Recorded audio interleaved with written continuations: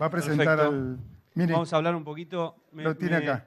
Perfecto. Me robó un poco lo que Jorgelina, un poco la definición de coyuntura, que habla sin lugar a dudas mejor que yo. Y bueno, vamos a tratar de entender lo que es actualidad. A mí hay una definición de Fernand Braudel que me gusta mucho, que habla de coyuntura, pero da ejemplos. Dice que las crisis económicas, que los procesos, que las revoluciones son quienes mejores definen la coyuntura. Y ahí marca algo muy singular que dice, no tienen por qué ser breves. Y es ahí el quid de la cuestión, que es, acá no es que no solo no son breves, sino que son continuas y quizás muchas veces todas juntas. Así que un poco vamos a tratar de entender sobre el tema. Acá lo veo a Federico As. Adelante, Federico. Vamos a hablar con Federico.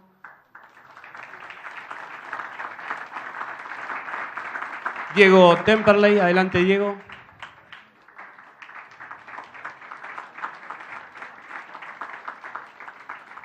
Yo me voy a correr para acá, para la otra silla. Permiso. Vamos a arrancar con Diego, si te parece, Diego. La presentación, vamos a funciona. Diego Temperley es socio fundador de Capital Agroindustrial S.A., boutique de banca de inversión enfocada en los sectores de agronegocios y recursos naturales, accionista y director de establecimientos San Ignacio S.A., principal exportador de dulce de leche, digo bien, Diego, y presidente de la Cámara de Comercio e Industria Argentino-Australiana. Diego, te escuchamos. Bueno, muchas gracias ante todo por la invitación. La idea es dar un overview de la parte política y macroeconómica de Argentina y cuáles son los efectos del mundo que estimamos pueden ocurrir en los próximos 12 o 24 meses y si estamos o no preparados para poder amortiguarlos. Los resultados de las elecciones del 2015 y después la de medio término de 2017 marcaron afortunadamente el fin del ciclo anterior de kirchnerismo. Es la primera vez en la historia que el mismo partido político gana la elección nacional, la Ciudad de Buenos Aires y la provincia de Buenos Aires, lo cual es de gran importancia, ya que históricamente el presidente percibió como competidores potenciales para una reelección tanto al gobernador como al intendente, y era la tradición no permitirle llevar adelante los planes y las inversiones de manera tal de no crear un competidor. De esta manera, teniendo las tres jurisdicciones bajo la misma bandera política, le permite al presidente articular y ser muy eficiente en la implementación de políticas que de la otra manera eran vistas como trabadas por el poder central. Ciudad de Buenos Aires y provincia concentra 60% de población y PBI. Al inicio del gobierno del mandato de Macri se produjo una cantidad de medidas necesarias para estabilizar la economía, como fue la estabilización cambiaria, la salida del cepo, la caída de varias retenciones de exportación, la reducción gradual de la soja, pero quitó las retenciones a las exportaciones a todos los otros cultivos, puso en cero la restricción a la minería. Y de alguna forma esto generó en el año 2016 un rebrote inflacionario similar al que tuvimos en el año 2015, pero por diferentes razones.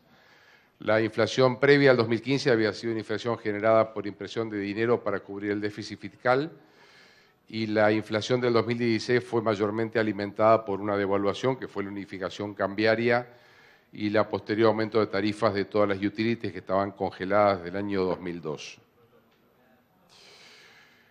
Esta inflación que hoy pinta como uno de los grandes problemas de Macri, que no terminan de domesticarla, vamos a explicar más adelante, que también está alimentada por esta política de gradualismo que el gobierno está llevando adelante, siendo como de alguna forma un catch-22, porque a la velocidad a la que muchos de los votantes de Cambiemos hubiera querido que el gobierno hubiera implementado los cambios, le hubiera generado la imposibilidad de haber ganado la elección hace un mes, y hoy estaríamos probablemente, en vez de pensando en una reelección de Macri en 2 años y probablemente una elección de Vidal en 6, estaríamos viendo una disputa en el peronismo por el liderazgo y 2 años complejos hasta la próxima elección, sabiendo que Macri no podría volver a ser reelecto. Somos muy optimistas con respecto a las perspectivas del 2018 y las posibilidades de Macri de poder seguir llevando adelante el plan de normalización después del voto de confianza que obtuvo en la elección de medio término del pasado mes de octubre. Inicialmente el rebote de Argentina, no nos cuesta llamarlo crecimiento porque esto es un rebote de una gran caída que fue el año pasado, pero inicialmente fue como siempre, liderado por el consumo interno, ahora está siendo impulsado por la inversión pública, lo cual tiene gran importancia la ley de PPP que se aprobó este año. Como presidente de la Cámara Australiana me consta de grandes fondos de inversiones y bancos de Australia que están evaluando alternativas de inversión en infraestructura en la Argentina, viniendo el privado junto con el financiamiento, sabiendo que cualquier de estas licitaciones uno la debe ganar trayendo el financiamiento detrás y que no va a haber por parte del Estado ningún tipo de apoyo financiero. Nuestro pronóstico de crecimiento, bueno, para este año es un 3,5 con 22 de inflación. El nivel de deuda es algo que nos está preocupando porque esta política de gradualismo que Macri está implementando genera un incremento neto de la deuda de alrededor de 30.000 millones de dólares por año, una tasa del 7%, nos va a generar 2 billones de dólares adicionales por año de intereses, aumentando el tamaño del déficit. De alguna manera, financiar el déficit con endeudamiento externo, que difiere de la historia previa que financiamos el déficit con impresión de dinero, no genera inflación per se, como generaba la política anterior, pero termina generando lo que se llama la enfermedad holandesa o el Dutch disease, que fue algo que en su momento ocurrió en Holanda, que era un gran exportador de tulipanes, y eso le generaba un enorme ingreso de dinero, de dólares, que se transformaba en la moneda local, y la moneda local cada vez valía más, afectando de alguna manera a los exportadores de los otros rubros que no eran tulipanes. Haciendo un reconto rápido de lo que fue 2016-17, tenemos unificación cambiaria, eliminación de restricciones, reducción de impresión de dinero para déficit, una política para abordar la inflación, el aumento parcial de las tarifas de servicios públicos, que es un proceso largo que va a llevar todo este año y el año que viene y el posterior también, cambios en energía y en transporte, eliminación de las retenciones en agricultura y minería particularmente, reconstrucción del INDEC como herramienta confiable para mediciones, reinserción mundial del país, y esto es fundamental. El país está hosteando dentro de 2 semanas la reunión anual de la OMC, estamos hosteando el año que viene la reunión anual del G20, y el país ha iniciado una política muy agresiva para ser incorporado como país OCDE en la próxima reunión anual del organismo. Se aprobó la ley de Triple P para poder dinamizar la inversión pública en infraestructura, siendo que durante 15 años prácticamente la Argentina no tuvo inversión en rutas, en autopistas, puertos, logística. Yo como productor de una empresa láctea sé los problemas que nos genera las lluvias y la falta de infraestructura para poder sacar la leche de los tambos y llevarla a la usina. Un resultado récord en el régimen de amnistía fiscal, la verdad que fue superado por Indonesia, pero por muy poco margen, fue increíble la cantidad de dinero que se blanqueó. Una compresión de los diferenciales de riesgo país, y el país saltó de B- a B+, que son 2 renglones por parte de Standard & Poor's con pronóstico positivo. Se han anunciado inversiones en minería, en infraestructura y en industria por aproximadamente 60 billones de dólares para ser desarrollado en los próximos 3 años. Y acá este es un punto importante que quería resaltar, que me parece, a mi entender, es de los puntos centrales del nuevo gobierno. Hay un cambio fundamental en la política exterior de la Argentina. La Argentina se está realineando con países centrales, con países occidentales, independientemente de mantener los lazos con países como China o Rusia, que habían sido previamente los únicos socios de la Argentina, hoy siguen siendo financiadores de grandes obras de capital o de infraestructura, pero la Argentina, Macri en particular, se reunió con más de 50 presidentes de Estado en los últimos 2 años, y el tema de ser ahora el chairman del G20 a partir del mes que viene y hostear la reunión el año que viene indica también el peso relativo que se le está dando en el mundo a la Argentina. Esto también coincide con la caída de Dilma como presidenta de Brasil y la pérdida de liderazgo en Latinoamérica, que Macri quiso tratar de tomar la posta, siendo también el primer gobierno latinoamericano que corre de la izquierda al centro-derecha y que fue seguido por otros países como un movimiento vinculado necesariamente a la caída de la precio de los commodities. Los commodities se alentaron en Latinoamérica por sus altos precios, determinadas campañas o políticas populistas que ahora, con los precios estabilizados, están desapareciendo. El dólar se comienza a valorizar a nivel global, lo cual no es una buena noticia para un país como el nuestro, que requiere de un endeudamiento por muchos años para poder cubrir el déficit que generan las políticas gradualistas.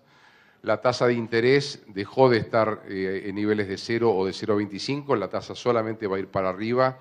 La gran pregunta es cuán rápido lo hará. Esto va a tener como efecto una aspiradora de dólares por parte de Estados Unidos como gran emisión de deuda global, que va a encarecer el endeudamiento de la Argentina. La Argentina el año que viene muy probablemente pase de ser un mercado considerado frontera a un mercado emergente, lo cual va a generar que una gran cantidad de inversores que no pueden invertir en mercados de frontera van a empezar a demandar deuda del país y el costo financiero promedio va a bajar, pero también va a tener una suba generada por la suba de la tasa. El mundo se desacelera y se cierra. La Argentina hoy está con una apertura pro mercado cuando el mundo se está yendo a una postura antimercado. La Argentina se está yendo al centro derecha cuando el mundo se está yendo al centro izquierda. Vemos caso de Brexit, vemos el caso de Alemania, vemos el caso de Estados Unidos, con lo cual estamos con un mundo que comercialmente no va a ser tan permeable como lo fue hasta ahora.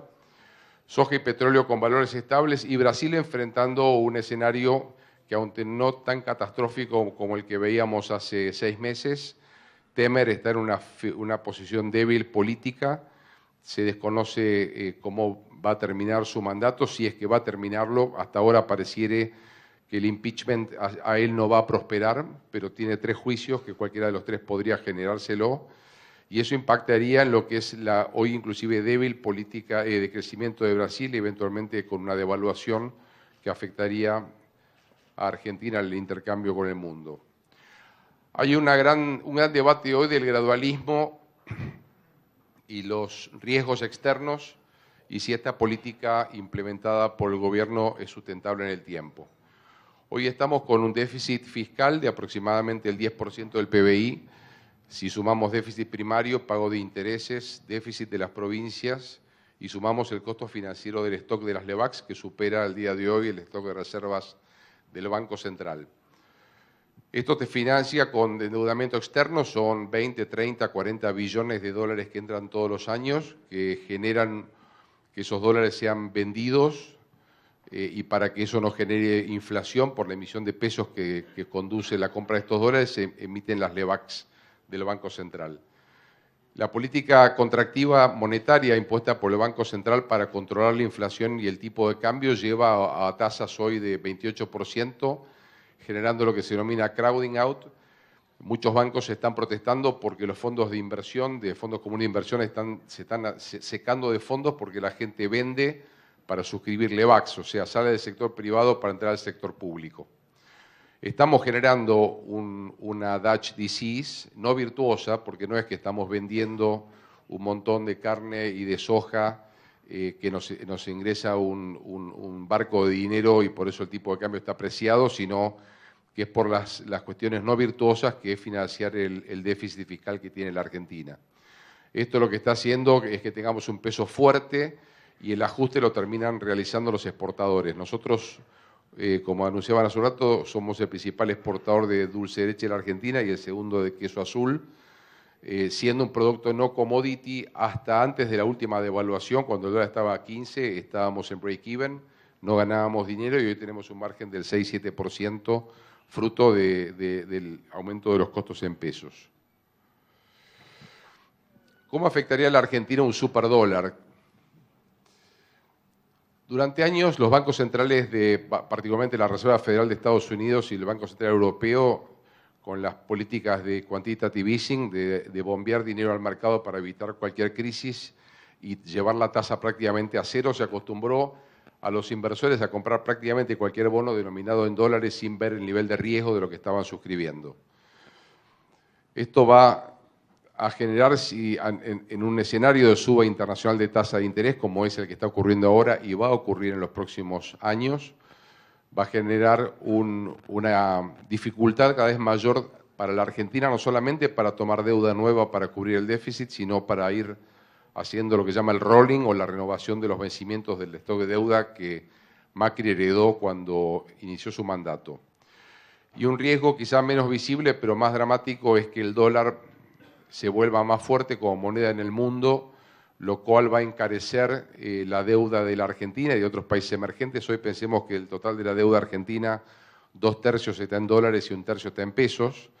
Esto va a encarecer, hay provincias, hay municipios que están endeudando en dólares, lo cual es una locura porque no tienen ningún flujo en dólares, con lo cual una devaluación les va a impactar directamente en el costo del repago de esa deuda, pero en definitiva va a impactar aumentando el costo de repago de esa deuda y también en el precio de los commodities. Sabemos que hay una relación inversa entre el valor internacional del dólar y el valor de los commodities.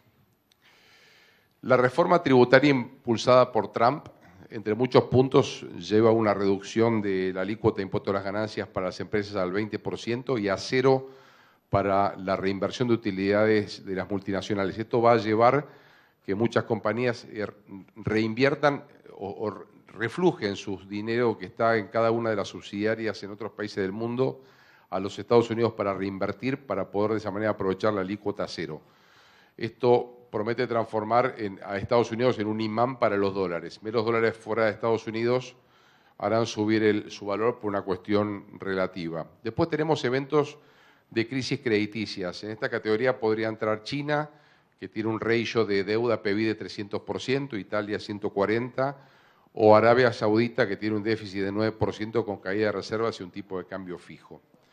Sin entrar en más detalles, cualquier golpe internacional va a impactar el modelo de gradualismo que requiere apoyarse en deuda externa para poder seguir haciendo los ajustes o esperando que el PBI termine con su crecimiento, diluyendo el impacto del costo financiero. ¿Cuáles son los que vemos todavía como fortalezas de Argentina? Vemos niveles relativos de deuda bajos, hay un sistema financiero sólido, sin sobresaltos desde el punto de vista de la solvencia, no hay vulnerabilidad, y es un país con abundantes recursos naturales y humanos calificados. Las oportunidades, yo suelo ir a congresos en el exterior a hablar, y en el 2015 las preguntas principales que los inversores hacían eran cuál el riesgo de que le confiscaran sus inversiones o compañías en Argentina, porque tenían en la cabeza aerolíneas y YPF. En el 2016 la pregunta era hasta dónde Macri iba a llevar adelante los planes de cambio, y las preguntas de este año fueron hasta dónde iba a conseguir apoyo por parte de la población para seguir pasando el desierto en el que todavía la Argentina está pasando y no volver al cortoplacismo típico argentino de no seguirle dando el voto de confianza para que siga bancando la transformación.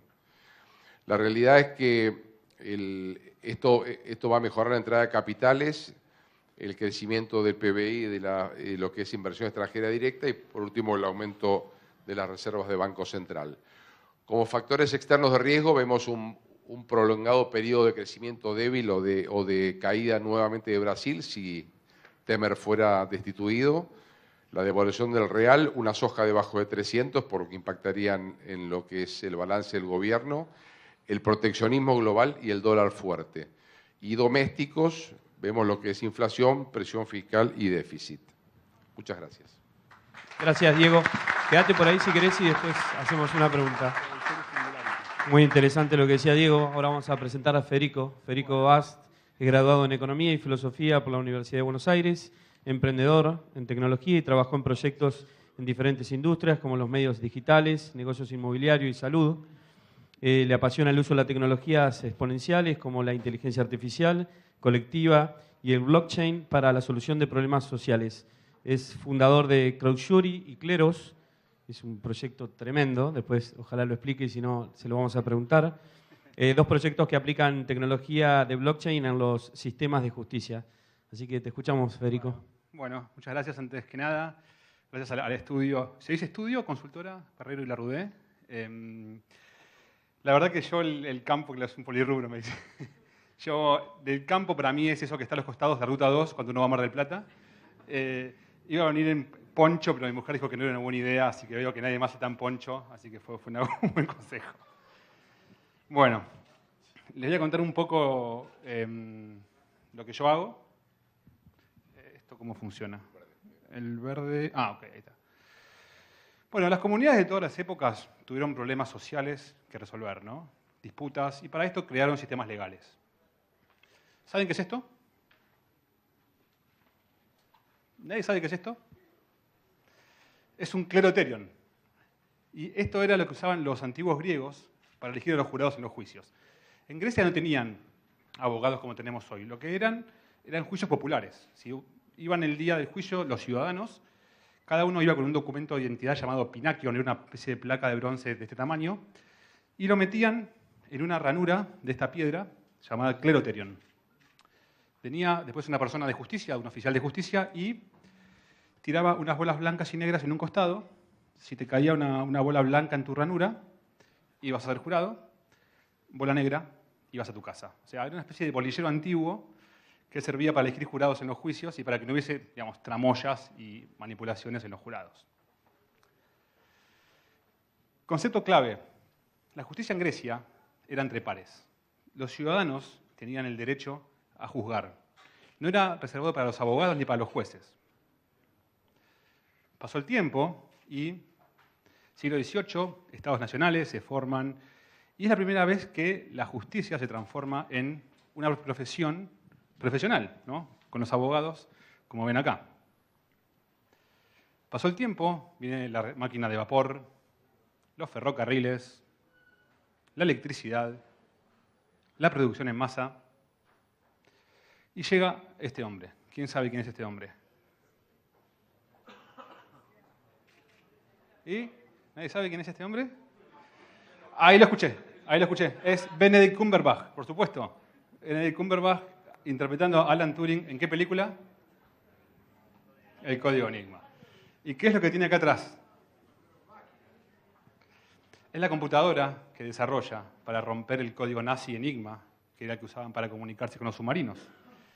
Ahora, vean el tamaño que tiene esta computadora, ¿no? Es una habitación entera. En el año 65, Gordon Moore, el fundador de Intel, encuentra una regularidad que dice que cada vez se puede meter más microchips, más transistores en un microchip, ¿sí? Y eso nos da computadoras cada vez más pequeñas. Yo entré a la computación en el año 85 cuando mi abuelo me trajo una Commodore. ¿Quién tuvo una Commodore acá? Eso ya habla de la edad de cada uno. Mi abuelo me trajo una Commodore de Estados Unidos y fue mi primera computadora. Fíjense cómo fue aumentando la potencia, bajó el costo de la computación, bajó el costo del almacenamiento. Fíjense, una micro SD, año 2005.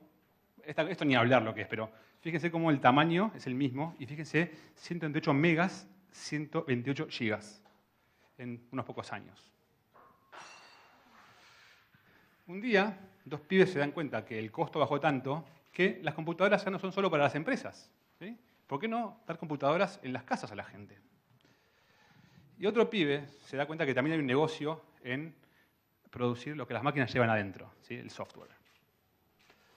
Si a esto le sumamos la caída del costo de las comunicaciones, ¿qué obtenemos? Internet, de manera masiva, ¿sí? Internet en todos lados. ¿Por qué? Porque todos tenemos una computadora en el bolsillo. Fíjense que no es un fenómeno occidental nada más. En todo el mundo, en todas las zonas, el mundo se empieza a conectar. Una foto en una favela. Estos chicos son, chicos muy pobres de Brasil, y fíjense que están con los teléfonos. Y si lo piensan, el teléfono que tienen ellos no es muy diferente en lo esencial del que tiene el dueño de Google en Silicon Valley, ¿no? Más o menos es lo mismo, es un poco más lento, pero las aplicaciones son las mismas. O sea, fíjense de qué manera Internet iguala al mundo. Y después llega este hombre que fue el fundador de Netscape. Netscape, ¿se acuerdan? Sí. Y hoy es el director de fondo de inversión más grande de Silicon Valley, se llama Andreessen Horowitz. Y él dice una frase muy famosa que dice, el software se está comiendo el mundo. ¿Sí? Después de la época de Internet, Kodak, caput, ¿no? La industria de la música, caput. Los diarios, fíjense que llegan al pico de facturación en el año 2000. Fíjense cómo Google ya en 10 años llega en facturación a lo que había sido el pico de facturación total de la industria de los medios de Estados Unidos, de los diarios. ¿Y quién es el verde? Que viene ahí un poco más rezagado. ¿Quién? Sí, claro, Facebook. Y bueno, este nuevo mundo nos trae nuevas disputas. Hoy en día tenemos gente de todo el mundo trabajando como freelancers para clientes de todo el mundo. Piensa en este caso. Un hospital de Estados Unidos hace una radiografía para hacer una mano en 3D printing, unas prótesis. La manda a la India, en la India alguien la diseña, la manda a Estados Unidos, ahí la imprimen, la quieren meter en la mano del paciente y no entra.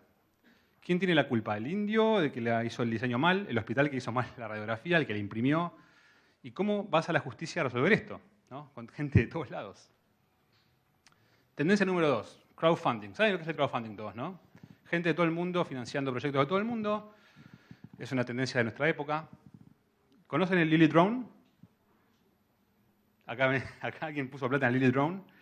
Es una campaña de crowdfunding que hicieron unos muchachos de este drone que era para deportes extremos. Entonces vos eras un esquiador, ibas a la montaña, te tirabas a esquiar, tirabas el drone, te seguía por todos lados y te filmaba y era buenísimo. El video era genial. La cuestión es que nunca lo hicieron y terminó todo en un escándalo legal donde había miles de personas de todo el mundo, o sea, criticando, o sea, queriendo matar al equipo emprendedor que se quedó con la plata que les habían dado, que eran como 15 millones de dólares.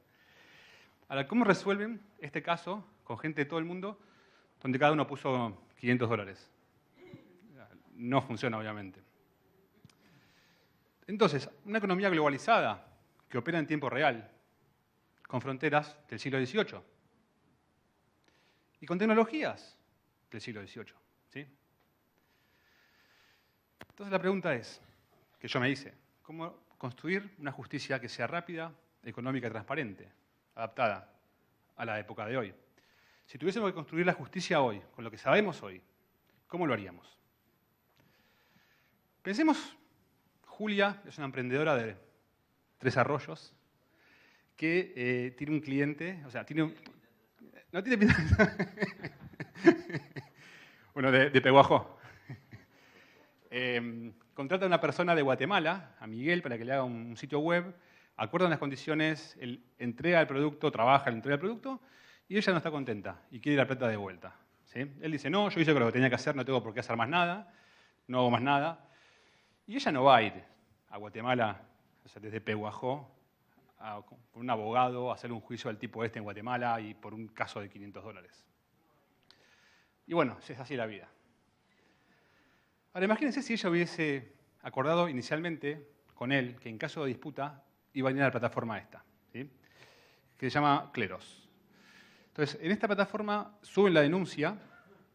Esta denuncia se distribuye en un jurado de expertos en el tema de sitios web del mundo, que puede ser uno está en Kenia, otro está en Desarrollos, otro puede estar, digamos, en Venado Tuerto, o cualquier otro lugar. Y esta gente analiza la evidencia y vota quién tiene razón. Y a cada uno después le llega un mail que dice, usted ganó, usted perdió, y el que pierde le paga al que gana la plata.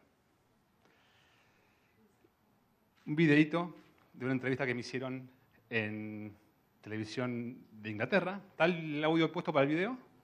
Para que tengan un pequeño sabor de lo que se parece a la justicia del futuro. Audio. Gran parte de la economía mundial está siendo sustituida por robots, algo que preocupa mucho a la gente. Sin embargo, podría ser que en un caso juzgado por crowd jury, algunos miembros del jurado fueran robots o estuvieran controlados por algoritmos. Es decir, no un ser humano como tal, sino una computadora que pudiera dictar un veredicto. ¿Qué opina al respecto? Desde luego, aún no hemos decidido si el jurado estará compuesto por humanos o no. Podría estarlo perfectamente por robots. Hasta el demandante y el acusado podrían llegar a ser robots. Un robot podría demandar a otro por no haber hecho bien su trabajo y llevarlo a juicio. Y la resolución del caso podría correr a cargo de otro algoritmo compuesto por robots. Sí, claro que sería posible. Permítame que le ponga otro ejemplo. Piense en las comunidades de la realidad virtual como las que está desarrollando Facebook. Muchas de las cosas que hagamos en el futuro tendrán lugar en la realidad virtual.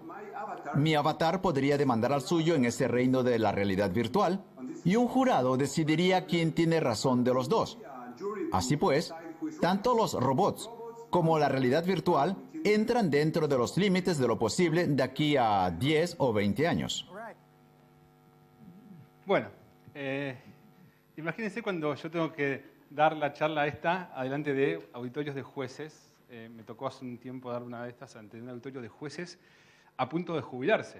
O sea, la gente estaba a 2 años de la jubilación y yo les presenté esto de los robots, hacen juicios a otros robots en realidad virtual y obviamente la cara un poco era parecida a esta. Pero, si ustedes lo piensan bien, este es un juicio del siglo XIX. Este es un juicio del siglo XXI. ¿Sí? Yo tengo un amigo que trabaja en Comodoro Pi y él siempre me dice, si vos traes un abogado del siglo XIX a Comodoro Pi a trabajar hoy, el tipo entiende bien lo que tiene que hacer, el procedimiento lo conoce bien y no se sentiría muy fuera de su ámbito. Si llevas a este tipo a cualquier otro lugar, o sea, un banco o acá, digamos, a esa persona, o sea, traete una persona del hipódromo que venía al hipódromo hace 100 años y fíjate qué entiende de todo lo que está pasando acá. Los juicios se parecen a los que era del siglo XIX, pero las comunidades humanas se parecen cada vez más a esto. Y acuérdense lo que decía Marc Andreessen, el software se está comiendo el mundo. Pasó con otras industrias. Teníamos estos edificios con columnas y con papeles y con guardias y lo tenemos en el móvil, ¿no? Los emails. Otro edificio con columnas y con guardias y con bóvedas y papeles, que eran los bancos, también los tenemos hoy en el móvil. ¿Creen en realidad que este otro edificio de columnas y guardias y papeles, que es la justicia, no va a estar muy pronto dentro de nuestros móviles? Muchas gracias. Gracias, Federico. Vamos a terminar con una preguntita cortita a cada uno. Voy a arrancar con Federico, que está más fresco, por ahí lo dicho.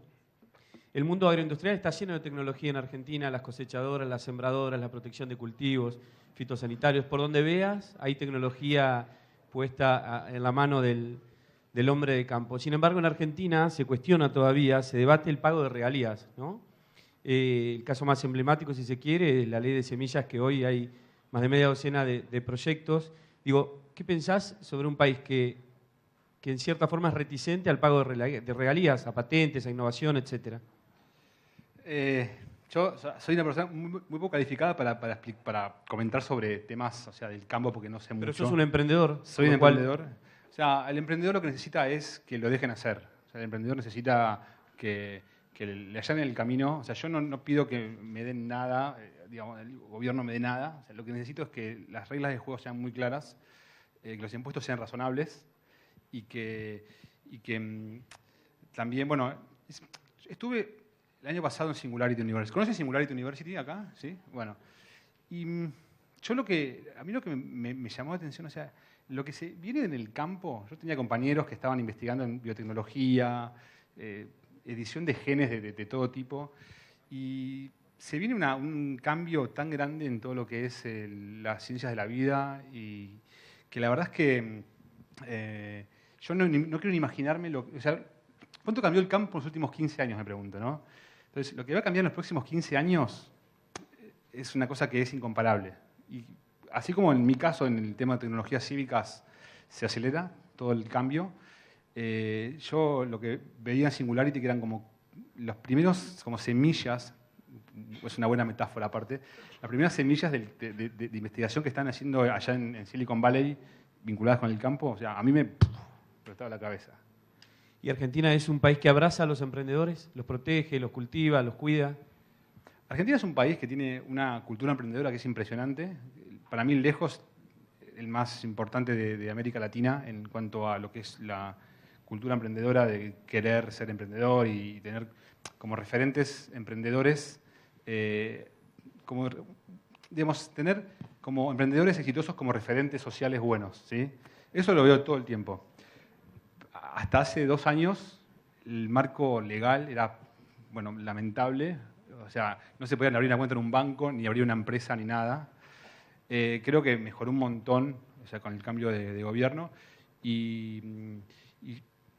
O sea, estoy muy optimista que si se combina la cultura emprendedora con unas reglas de juego buenas y claras y positivas y emprendedoras, o sea, va a haber una explosión enorme de innovación. Ojalá. Diego, para vos la pregunta, ¿por qué para un país como Australia sigue siendo atractivo o está a la espera de que cambien algunas cositas para invertir? Australia hasta el 2001, hasta la crisis del 2001, tenía en la Argentina alrededor de 90 compañías y en el valle, digamos, de la exposición hacia la Argentina 2015 había 35. O sea, había habido una estampida de capital que había huido de Argentina. Ahora, otra vez recuperamos un nivel de 55 compañías instaladas. Australia, por un tema de latitud y de que somos, junto con Argentina, grandes productores y exportadores de recursos naturales, es visto de alguna forma como competidor. La realidad es que estamos en diferentes vecindarios. Australia tiene una enorme cantidad de acuerdos de libre comercio firmados con los países de Asia-Pacífico. Si uno sumara hoy esos acuerdos de libre comercio, tenés 4.000 millones de consumidores dentro del paraguas de esos Free Trade Agreements, que tiene como consecuencia directa que son procesos que en general tardan 3 años en estar operativos completamente, pero por ejemplo, la leche para niños envasada que arrancó con un arancel completo, en 3 años va a entrar a China con arancel 0. Entonces los productos que hoy Argentina todavía está pudiendo vender a China, que no tenemos acuerdo de libre comercio, vamos en algún momento a no poder venderlos más, no solamente porque el flete es mucho más caro por cuestión de cercanía, sino porque el arancel pasó a ser 0. Australia está muy interesado en Argentina hoy, el tema de energías verdes. Hoy tiene el 70% de lo que es litio en Argentina, picó en punta incluso más rápido que Canadá. El año pasado solamente se instalaron 10 compañías de litio en lo que es La Puna, en lo que es Jujuy, Salta y Catamarca. Están mayormente en niveles de exploración, pero tenemos una grande que es Orocobre que está produciendo. Y acá es un poco la movida del mundo, que ya hay automotrices que han decidido no fabricar más autos con motores de combustión interna dentro de los próximos 3 o 4 años, que va a ir todo a vehículo eléctrico y eso está disparando los niveles de consumo y de precio de litio y de cobalto. Después la Argentina tiene la oportunidad con Australia, que claramente no tiene capacidad para poder abastecer esos 4.000 millones de consumidores en todos los acuerdos de libre comercio, para poder hacer acuerdos bilaterales y poder a través de Australia llegar a estos mercados. Estos acuerdos de libre comercio no obligan que el producto esté manufacturado en Australia, sino que puede estar manufacturado en Argentina con algún proceso que incluso puede ser simplemente fraccionamiento en Australia y sale como made in Australia y ahí podés abastecer a todo el mercado de Asia-Pacífico.